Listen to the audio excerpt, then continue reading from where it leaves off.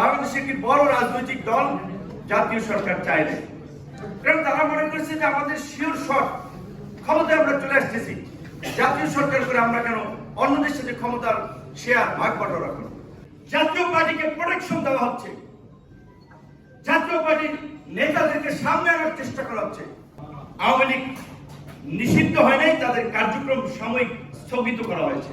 আমরা পরিষ্কারভাবে বলেছি, এই গণ অভ্যুত্থানের পরে এই ফ্যাসিস্ট আওয়ামী লীগ এবং তার সহযোগী জাতীয় পার্টি সহ 14 দল তারা এই গণ অভ্যুত্থান পরবর্তী বাংলাদেশের শহীদের রক্তের উপর পাড়া দিয়ে রাজনীতি করতে পারে।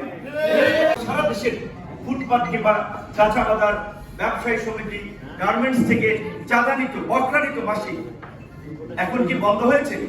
কোনো বন্ধ হয় নাই। আমরা 2021 সালেও কিন্তু এই কথাটি বলেছিলাম যে এটার একটা পরিবর্তন করতে হবে। আমাদের ক্ষোভ আছে, আমরা যেটা বলেছি গত 1 বছরের সরকারের প্রতি আমাদের যে প্রত্যাশা ছিল সেখানে আমরা বড় রকমের ধাক্কা খেয়েছি।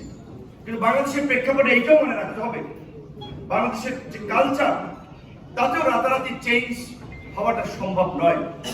শুরুর দিকে আমরা বলেছিলাম যে এই গণ অভ্যুত্থান পরবর্তীতে একটা জাতীয় ঐক্যবদ্ধ সরকার দরকার, 2 বছরের জন্য জাতীয় সরকার দরকার। শুনে নাই কথা, এই সরকার আমরা বলি যে শুনে নাই, কিন্তু পরবর্তীতে তো আমরা জেনেছি উপদেষ্টাদের মাধ্যমে, সরকারের দায়িত্বশীল ব্যক্তিদের মাধ্যমে বাংলাদেশে একটি বড় রাজনৈতিক দল জাতীয় সরকার চায় না, কারণ তারা মনে করছে যে আমাদের শিওর শট ক্ষমতায় আমরা চলে আসতেছি, জাতীয় সরকার করে আমরা কেন অন্যদের সাথে ক্ষমতার শেয়ার ভাগ বটরা করব।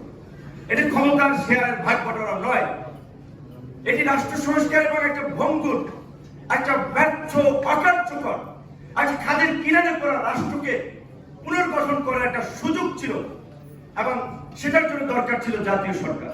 কিন্তু আমরা সেই সুযোগটি হাতছাড়া করেছি, যার ফলে আজকে আমরা বিভিন্ন জন বলা চলে বিভিন্ন দিকে ব্যাটিং করছি, বিভিন্ন কথা বলছি যে 1 বছর ওইভাবে আমরা এই ফ্যাসিবাদের সাথে যারা জড়িত ছিল তাদের বিচারের অগ্রগতি দেখতে পাচ্ছি না, কিংবা ফ্যাসিবাদ নির্মূলেও সরকারের কোন শক্ত এবং কার্যকর পদক্ষেপ আমরা এখন পর্যন্ত দেখতে পাচ্ছি না। বরঞ্চ কিছুদিন আগে লন্ডনে প্রধান উপদেষ্টা বিদেশি গণমাধ্যমের সাক্ষাৎকারে যেই কথাটি বলেছেন সেটি কিন্তু আমাদেরকে আতঙ্কিত করে, সেটি আমাদেরকে ট্রমার মধ্যে নিয়ে যায়। যে তিনি বলেছেন আওয়ামী লীগ নিষিদ্ধ হয় নাই, তাদের কার্যক্রম সাময়িক স্থগিত করা হয়েছে। আমরা পরিষ্কারভাবে বলেছি, এই গণ অভ্যুত্থানের পরে এই ফ্যাসিস্ট আওয়ামী লীগ এবং তার সহযোগী জাতীয় পার্টি সহ 14 দল তারা এই গণ অভ্যুত্থান পরবর্তী বাংলাদেশের শহীদের রক্তের উপর পাড়া দিয়ে রাজনীতি করতে পারে। আমরা দেখতে পাচ্ছি জাতীয় পার্টিকে প্রোটেকশন দেওয়া হচ্ছে, জাতীয় পার্টির নেতাদেরকে সামনে আনার চেষ্টা করা হচ্ছে, জাতীয় পার্টিকে প্রেস কভারেজ বিভিন্ন ভাবে জাতে তোলার চেষ্টা করা হচ্ছে। পরিষ্কার ভাবে বলি, সবাই কম্প্রোমাইজ করলেও আমরা জাতির সামনে আমরা বলতে চাই, গণ অধিকার পরিষদ এই আওয়ামী দুর্বৃত্ত এবং আওয়ামী দুর্বৃত্তদের 16 বছরের লুটপাট, গুম, খুনের সহযোগী এই জাতীয় পার্টি সহ এই তথাকথিত 14 দলের প্রশ্নে গণ অধিকার পরিষদ করা হবে।